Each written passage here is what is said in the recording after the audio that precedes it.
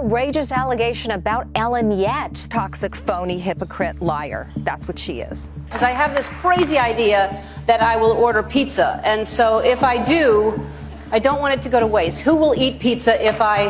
Jennifer? Yes? Harrison? Mountain of complaints against the show's executive producers. These people are demons. I am so sad, and I am so angry. I'm just so sorry that it's come to this. It's on the set of a famous talk show that's now not on anymore. Oh, Ellen? Was that Ellen? Yeah. Really? She told millions of people every single day to be kind to one another. She danced, she laughed, she gave away cars and houses and dream vacations. And then one day, without warning, she packed up everything she owned and quietly fled the country. Now, why would someone do that? Why would one of the most recognizable faces in American television history suddenly abandon the empire she spent 2 decades building? That question alone should keep you watching, because the answer connects to unsealed court documents, coded emails about pizza and beef jerky, a supermodel casually admitting she would eat human flesh on camera, and a young woman screaming outside a luxury hotel about what she claims she witnessed powerful people doing behind closed doors.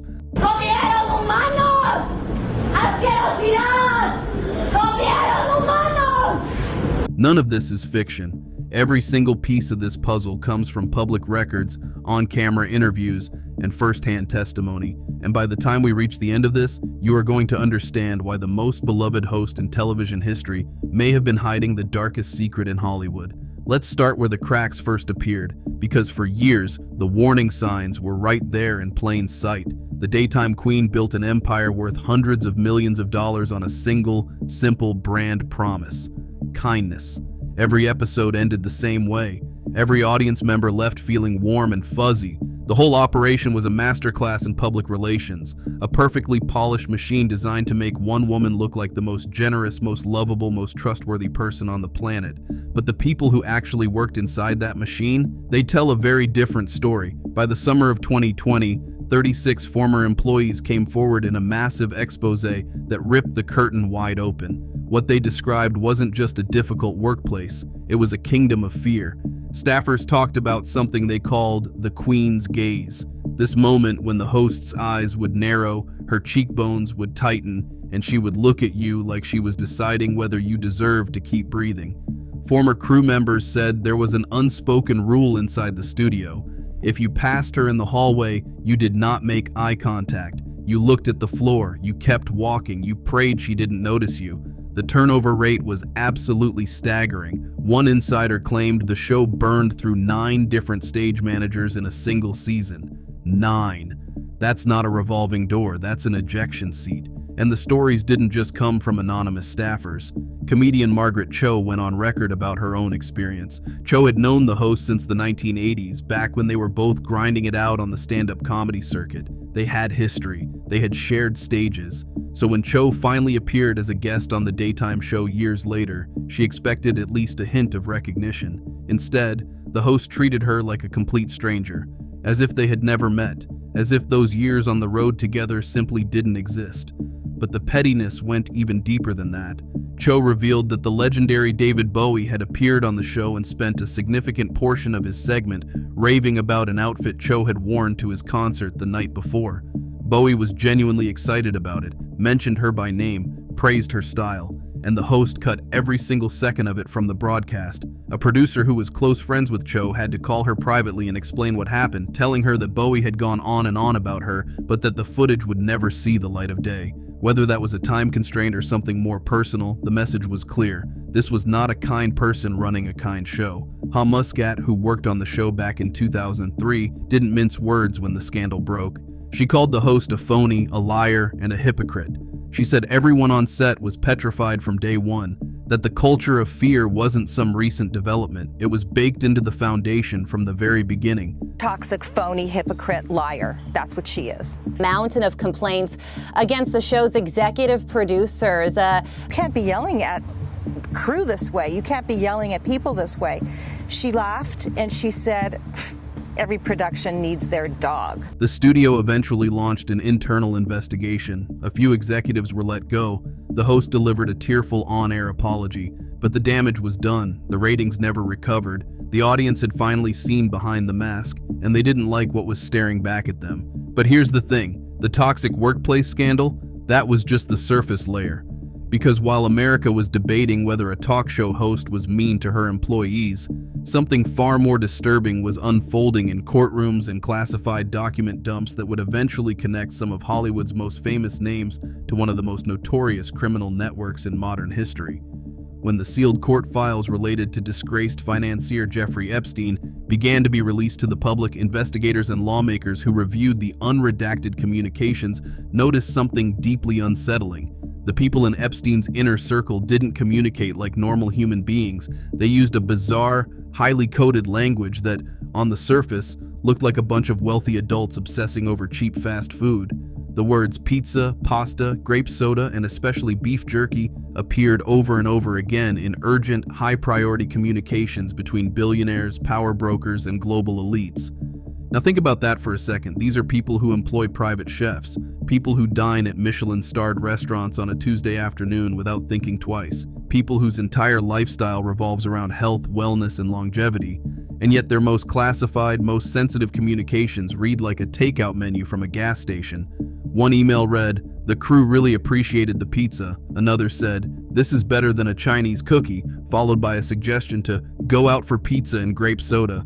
Yet another message described a woman in a photograph as radiating a soft glow of bliss, and then concluded with the phrase, "Yeah, that's the pizza."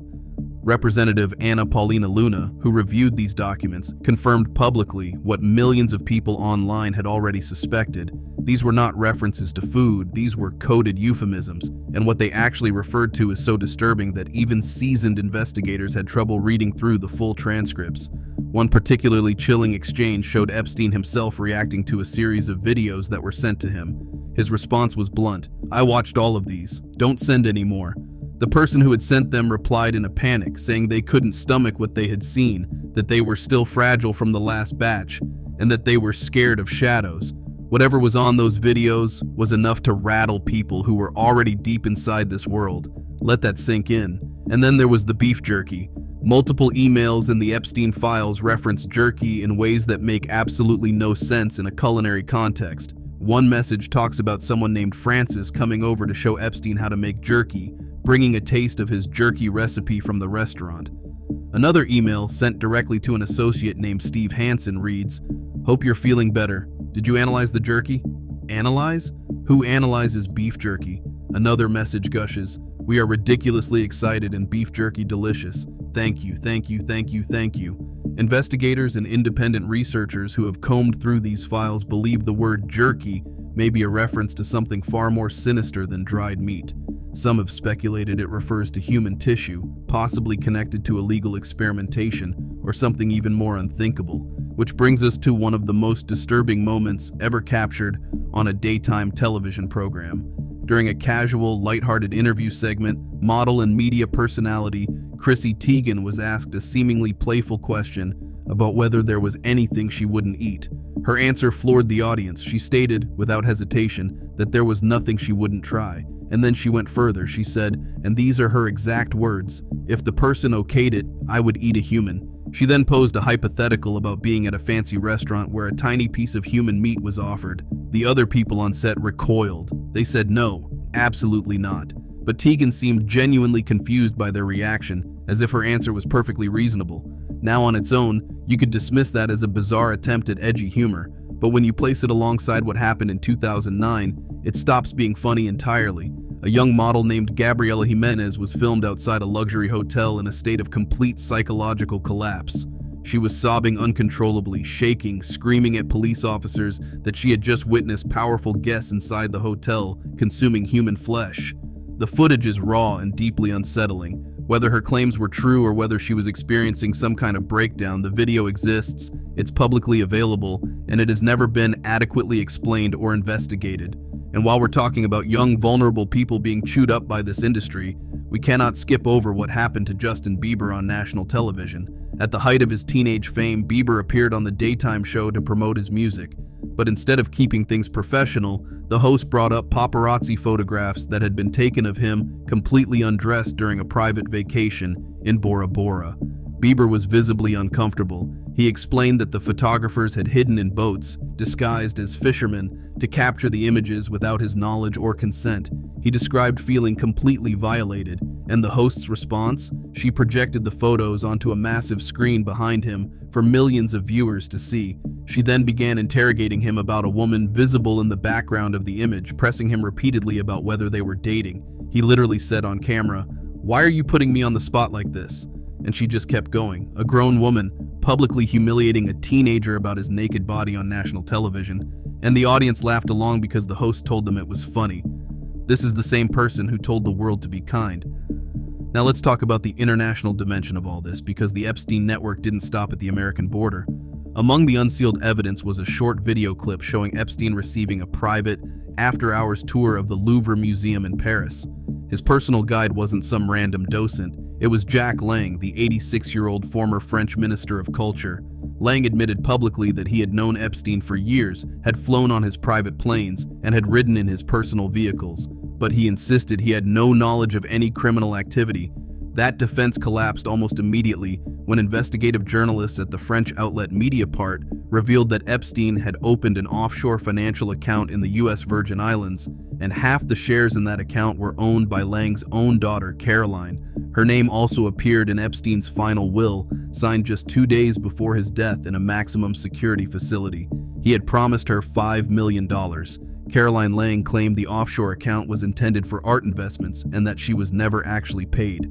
But she also failed to declare the account to French tax authorities, and she has since resigned from her position as head of a major film producers organization. When the money trail runs that deep and that wide, the casual denials become almost insulting. So where does the daytime queen fit into all of this? The allegations, and they remain allegations, suggest that certain high-profile television hosts served as more than just entertainers. According to whistleblowers and independent investigators, some of these figures functioned as connectors, bridges between the sanitized public world of celebrity culture and the hidden network of global elites who operated by an entirely different set of rules. They smoothed introductions. They connected powerful people with young, impressionable talent. They helped maintain the wall of silence that kept the industry's most horrifying secrets from ever reaching the public. And when the Epstein files finally cracked that wall open, people were stunned to see just how many familiar, friendly, family-approved faces were tangled up in a web of private islands, offshore accounts, and encrypted communications about pizza and grape soda. The host who danced every day, who gave away dream homes, who looked directly into the camera and told you to be kind, has now left the country. She relocated to the United Kingdom, and the official explanation was that it had something to do with the political climate following the last election. Maybe that's true. Or maybe, just maybe, the walls are closing in and the people who once felt untouchable are starting to realize that the game is finally over. The truth is buried somewhere beneath mountains of confirmed court documents, personal testimonies, internet speculation, and the very real suffering of people who were exploited, silenced, and discarded by an industry that only cares about protecting its own. The fall of the daytime queen isn't just a story about a mean boss or a canceled television show. It is a reckoning. It is the moment when millions of people realize that the smiling faces on their screens were never what they appeared to be. We gave these people our time, our trust, our money, and our admiration because they told us to be kind while they allegedly operated in the darkest corners of human behavior. The mask has slipped, the audience has stopped clapping, and the questions that were once dismissed as conspiracy theories are now being asked in courtrooms, congressional hearings, and investigative newsrooms around the world. What do you think is really going on? Was the move overseas genuinely about politics, or is something much bigger unfolding behind the scenes? Drop your thoughts in the comments because this conversation is far from over. That's it for today, folks. See you in the next video.